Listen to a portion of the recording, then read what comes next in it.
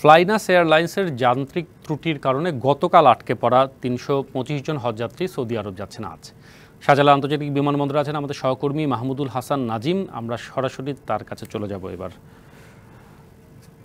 নাজিম, আটকে পড়া হজযাত্রীরা কখন যাবেন সৌদি আরবে এবং সার্বিক কি পরিস্থিতি সে সম্পর্কে জানাবেন।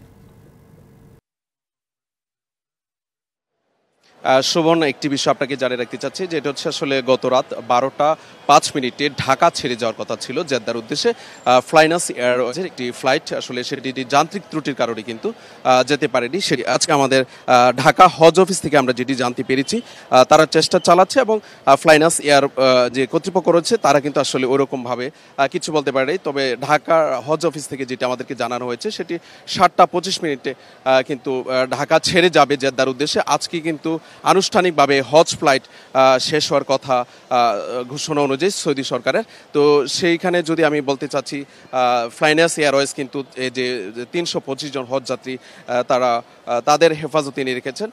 সন্ধ্যা বা কিছুক্ষণ পরেই কিন্তু তারা হয়তো যেহেতু 7টা ফ্লাইট হচ্ছে তারা কিন্তু ঢাকার হজরত শাহজালাল আন্তর্জাতিক বিমানবন্দরে এসে হজযাত্রীরা আসার কথা রয়েছে। এগুলো নিয়ে আসলে কিন্তু কোনো ধরনের দুশ্চিন্তা বা ভোগান্তি হয়রানি এক ধরনের তৈরি হয়েছে।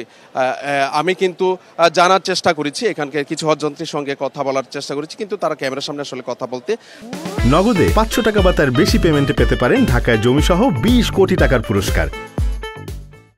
আগ্রহী প্রকাশ করেনি। তারা বলতে চেয়েছে আসলে গত রাত 12টায় যদি হচ্ছে 18 থেকে 19 ঘন্টা বিলম্ব করে কিন্তু ছেড়েছে। আসলে বিমানটির যান্ত্রিক ত্রুটি থাকার কারণে কিন্তু ৩২৫ জন হজযাত্রী তাদের সৌদি আরবের প্রথম দফায় যে যাওয়ার কথা ছিল সেখানে আসলে যেতে পারেনি। তো আশা করা হচ্ছে আজ সন্ধ্যা 7টার মধ্যে কিন্তু তারা জেদ্দার উদ্দেশ্যে, যেহেতু 14 তারিখে আপনার পবিত্র হজ অনুষ্ঠিত হবে, তো আজকে কিন্তু বাংলাদেশ থেকে শেষ ফ্লাইটটি যাওয়ার কথা ছিল, কিন্তু বিমানের যান্ত্রিক ত্রুটি থাকার কারণে বিমানটি আসলে যেতে পারেনি।